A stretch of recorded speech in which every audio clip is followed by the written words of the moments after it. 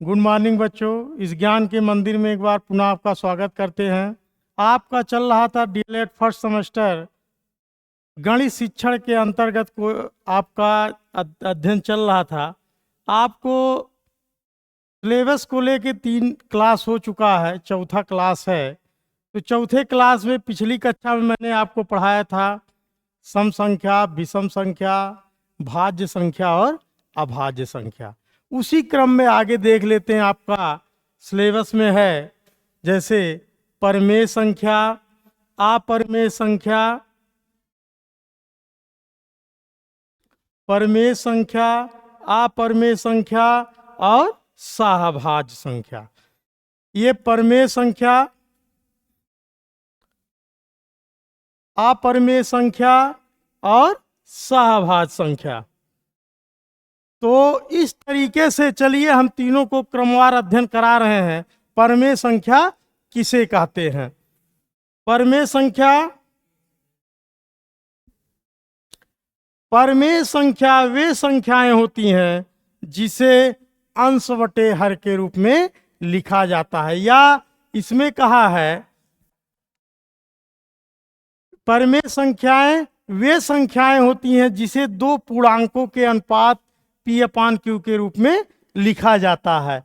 या इसको इस तरीके से भी कह सकते हैं, ऐसी संख्याएं जिसे अंश बटे हर के रूप में लिखा जाता है, वो इसी को अंश अपान हर को जो है एक सिंबल दे दिया गया है P/Q। इसी P/Q के रूप में लिखा जाता है, उसी को क्या कहा जाता है? परमेय संख्याएं कहते हैं। जैसे आपका जितने भी आपने पढ़ा, पूरी प्राकृतिक संख्या, पूर्ण संख्या, पूर्णांक, सब आपके क्या हैं? परमेय संख्याओं की श्रेणी में आते हैं। जैसे छोटा एग्जाम्पल आपको दे दिया जाए 1/2, तो ये आपका 1/2 क्या है? परमेय संख्या है। लेकिन हर जो इसका होता है वो आपका 0 नहीं होना चाहिए। क्यों? जैसे छोटा एग्जाम्पल बच्चे यही गलत करते हैं। अगर 0 में 5 से भाग दे दिया जाए और 5 में 0 से, तो बच्चे कहते हैं तो दोनों दशा में 0 ही आता है, लेकिन वो चीजें गलत हैं। अगर आप 0 से किसी संख्या में भाग देते हो तो उसका मान अपरिभाषित या इनफाइनाइट या अनंत भी कह सकते हो। और अगर 0 में किसी संख्या से भाग दे रहे हो तो आता है मान 0। तो ये कहता है परमेय संख्याएं कि अंश बटे हर के रूप में लिखिए, लेकिन हर आपका 0 नहीं होना चाहिए। अगर आपका 0 के बराबर हो गया तो आपका क्या हो जाएगा? अपरिभाषित हो जाएगा, वो परमेय संख्याएं नहीं रहेंगी। जैसे ऋणात्मक में जितने भी पूर्णांक कह दिया -3, ये क्या है? परमेय है कि नहीं है? तो -3/1 आप इसको लिख सकते हो। तो ये भी आपका किस श्रेणी में आ जाएगा? परमेय संख्या की श्रेणी में आ जाएगा। उसके बाद इसी में एग्जाम्पल है, जैसे शून्य परमेय है कि अपरमेय है? तो बच्चे कंफ्यूजन करते हैं। कंफ्यूजन की कोई बात नहीं है। अगर आप 0 अंश में है तो इसको 0/1 आप लिख सकते हो। ये भी आपका क्या हो जाएगा? परमेय संख्या हो जाएगी। परमेय संख्या हो जाएगी। जैसे यहाँ दिया है 0.75, आपका जो यहाँ दिया गया है, तो 0.75 को जब आप भिन्न में बदल दोगे तो ये आप लिखोगे ऊपर नीचे 100 से गुणा करोगे बटे 100, तो ये हो जाएगा 75/100। और काट दोगे 25 से, 25 तिया 75, 25 चौका 100, तो 3/4। तो ये भी आपका क्या हो जाएगा? परमेय संख्या हो जाएगा। अब इसी परमेय संख्याओं पे आपका गणितीय संक्रियाएं हैं। वो संक्रियाएं कौन कौन सी है, आइए हम देख लेते हैं। जैसे परमेय संख्याओं में 4 संक्रियाएं हैं। जैसे पहला आपका है समवर्ग नियम, दूसरा क्रम विनिमय नियम,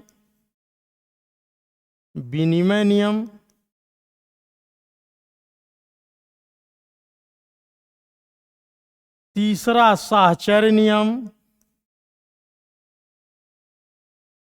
साहचर्य नियम, और चौथा आपका है वितरण नियम, वितरण नियम।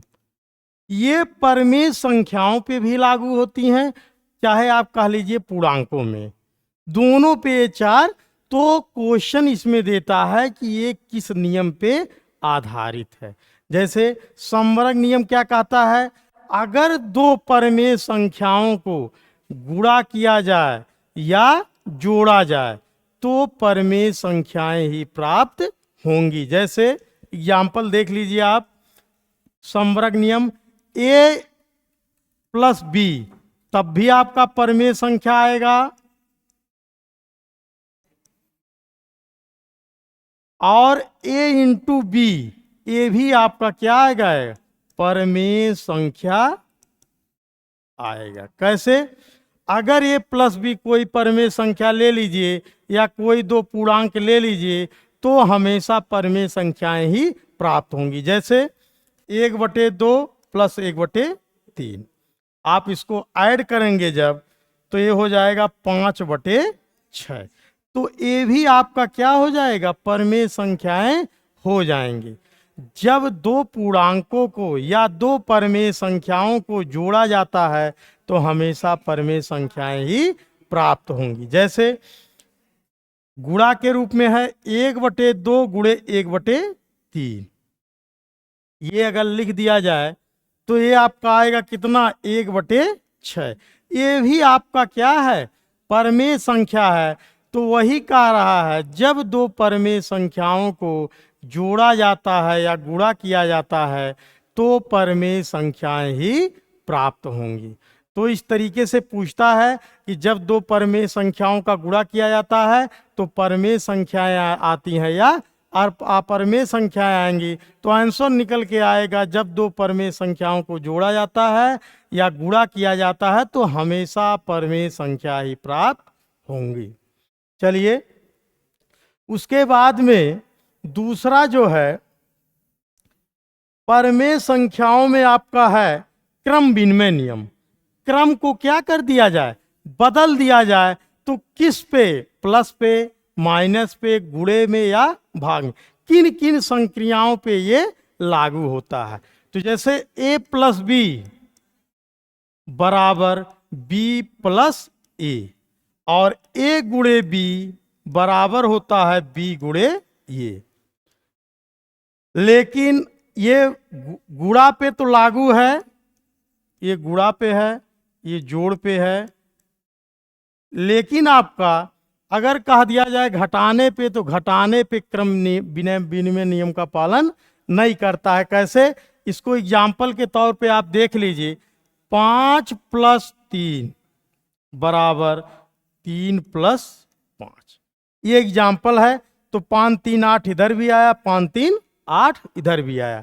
तो क्रम बदलने से योग पे कोई प्रभाव नहीं पड़ता है। ऐसे आप गुणा पे देख लीजिए, 3 गुणे 5 बराबर 5 गुणे 3, तो गुणे पे भी कोई प्रभाव नहीं पड़ता है क्रम विनिमय नियम का। लेकिन अगर इसको घटाने के रूप में आप देखेंगे तो 5 - 3 बराबर 3 - 5, तो क्या दोनों वैल्यू बराबर होगा, बराबर नहीं होगा। ये 5 में से 3 जाएगा, 2 आएगा, और इधर -2 आएगा। तो इस तरीके से घटाने पे और भाग पे भी क्रम विनिमय नियम नहीं चलता है। किस पे चलता है, योग पे और गुणे पे ही क्रम विनिमय नियम का पालन करता है। भाग में देख लेते हैं, मान लीजिए 2/10 है और ये 10/2 है। तो आप इसमें देखोगे 2 अकन्ने में 2, 2 5 10, ये आया 1/5, और ये आएगा 2 अक्कम 2, 2 5 10, तो ये आएगा 5। तो ये दोनों value does not equal to 0 या इसके बराबर नहीं है। इसका मतलब दोनों वैल्यू बराबर नहीं आएंगे। तो क्रम विनिमय नियम किस पे चलता है, योग पे और गुणे पे क्रम विनिमय नियम का पालन करता है। लेकिन भाग पे या व्यवकलन पे या घटाव पे नहीं करेगा क्रम विनिमय नियम, ये दूसरा नियम कहता है। तो जब दो परमेय संख्याओं का गुणा किया जाए और उसको पलट के फिर गुणा किया जाएगा तो हमेशा दोनों वैल्यू बराबर आएंगे, या जोड़ने की बात कर रहा तब भी दोनों वैल्यू बराबर आएंगे। तो चलिए तीसरा नियम क्या कहता है, आइए हम देख लेते हैं। तीसरा नियम कह रहा है साहचर्य नियम। अगर तीन परमेय संख्याओं को ले लिया जाए,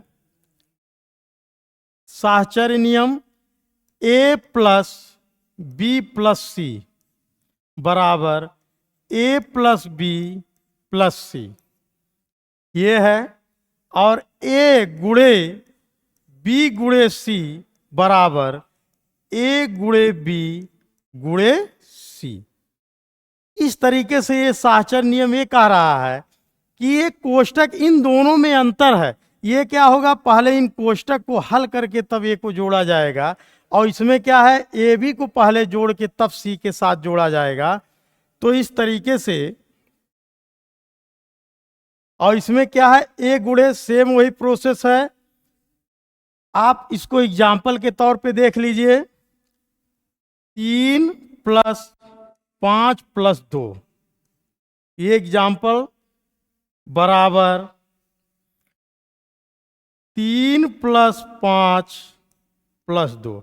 तो दोनों वैल्यू क्या होंगे, बराबर होंगे। आइए देख लेते हैं, 5 2 7 7 3 10, और यहाँ 5 + 3 8 2 10।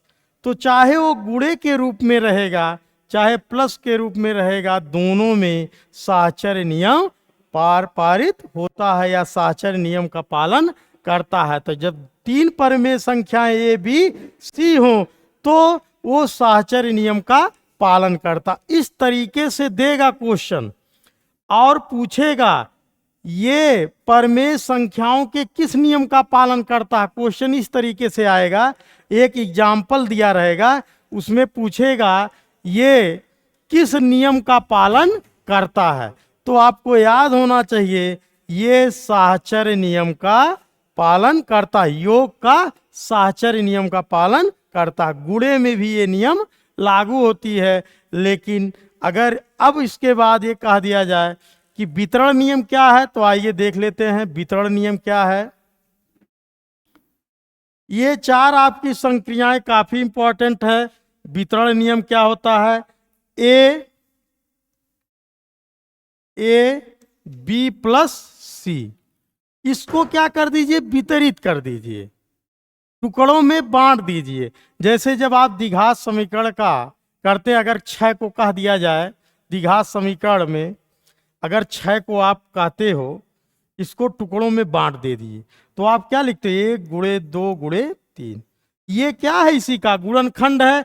ऐसे द्विघात समीकरण में कोई इक्वेशन अगर दिया रहता है उसको आप खंड के रूप में कर देते हैं, लेकिन जब उसको मिलाओगे तब फिर वही संयुक्त रूप उसका क्या बड़ा रूप आ जाएगा। तो इस तरीके से वितरण नियम का कहता है इसको टुकड़ों में आप बांट दीजिए, अलग अलग कर दीजिए।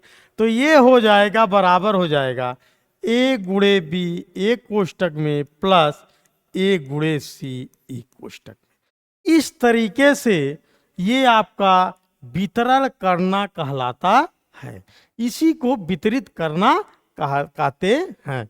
जैसे ए बी माइनस सी, अब ये हो जाएगा ए गुणे बी माइनस ए गुणे सी, ये आपका वितरण नियम कहलाएगा।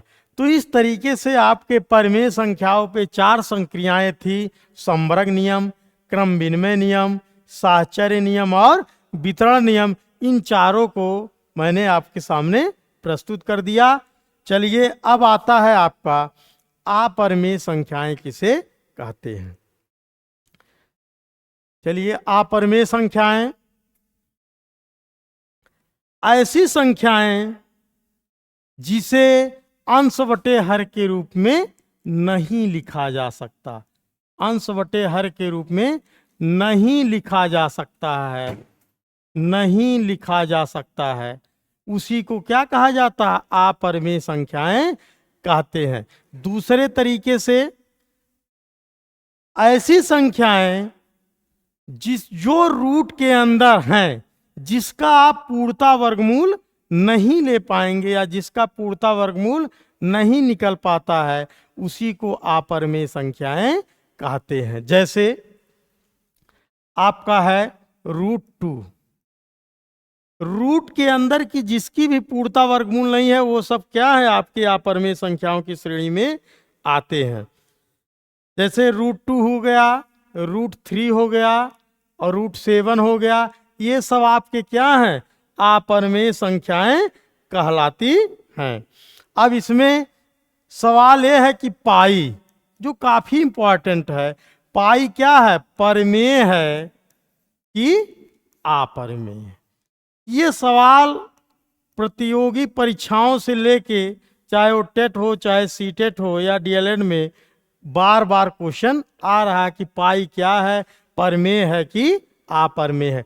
तो याद रखिएगा, पाई का अगर मान दिया है इस तरीके से 22/7, या इसको माना जाता है 3.14, तो अगर ये दिया है 22/7 तो आप परिमेय काउंट करेंगे, या आपका 3.14 इस तरीके से दिया है वो भी आपका परिमेय हो जाएगा। लेकिन अगर पाई कह रहा तो पाई क्या है, एक अपरिमेय संख्या है, इसका पूर्णता 22/7 नहीं होता, ये चीज मानी गई चीज है। तो पाई अपरिमेय संख्या है, लेकिन ये 22/7 परिमेय है या 3.14 परिमेय है।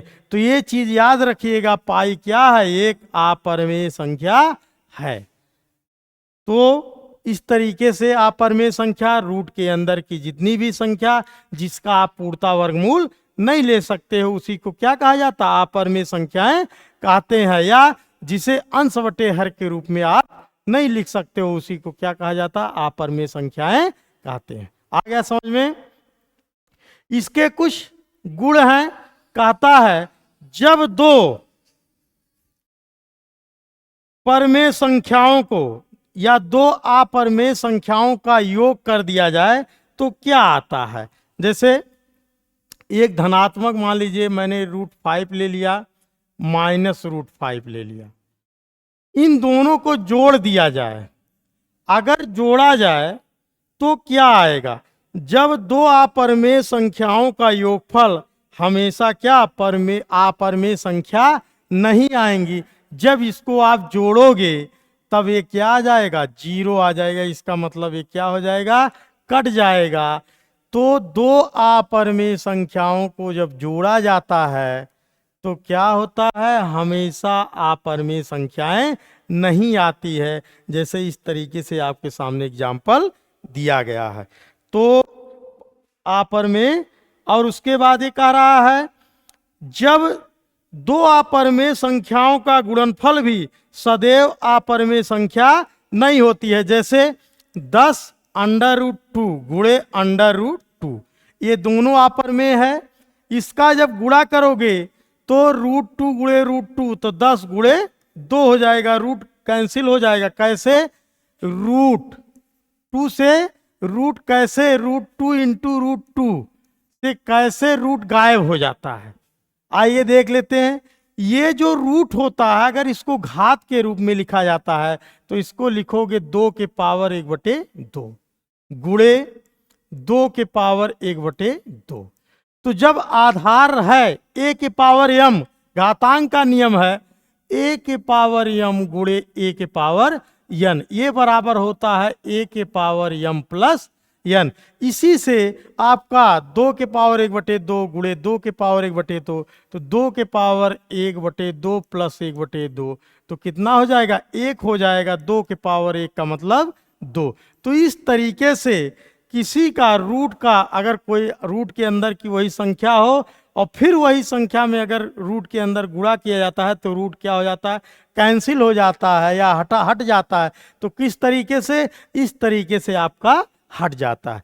तो 10√2 गुणे √2, तो ये हट जाएगा, तो 10 दूना 20, 20 क्या है? एक परमेय संख्या है, इसीलिए कहा गया है दो अपरमेय संख्याओं का गुणनफल हमेशा अपरमेय संख्याएं नहीं आएंगी। देखिए आपके सामने दो अपरमेय संख्या है और इसका गुणा किया गया तो क्या आ रहा है? परमेय संख्याएं आ रहे हैं। आ गया समझ में? चलिए अगला जो टॉपिक एक है वो है सहभाज्य संख्या। सहभाज्य संख्या किसे कहते हैं? आइए देख लेते हैं। सहभाज्य संख्याएं जिसका एचसीएफ या हाईएस्ट कॉमन फैक्टर क्या होता है? एक होता है, उसी को क्या कहा जाता है? सहभाज्य संख्या कहते हैं। जैसे कह दिया 2 और 3, ये क्या है? जिसका मासा एक आए, वो चाहे मासा एक रहेगा तो वो आपका क्या हो जाएगा? सहभाज्य जोड़ा हो जाएगा। जैसे 4 और 9 ले लिए, ठीक। तो इन दोनों में जिसका अगर एचसीएफ निकाला जाए तो एचसीएफ इसका क्या होगा? या मासा कितना होगा? 1। मासा जो दोनों में क्या होता है? कॉमन होता है। तो 4 और 9 में जो कॉमन फैक्टर है वो कितना है? 1 है। तो इसका मतलब ये जोड़ा क्या है? सहभाज्य जोड़ा है। तो पूछता है क्वेश्चन कि सहभाज्य जोड़ा कौन सा है? तो 4 ऑप्शन आपके पास दिया रहेगा। तो याद रखिएगा जिसका मासा 1 होता है वही आपका क्या कहलाता है? सहभाज्य जोड़ा कहलाता है। तो इस तरीके से आपके थे और इसी क्रम में फिर आगे नेक्स्ट वीडियो में मिलते हैं। तब तक के लिए थैंक यू।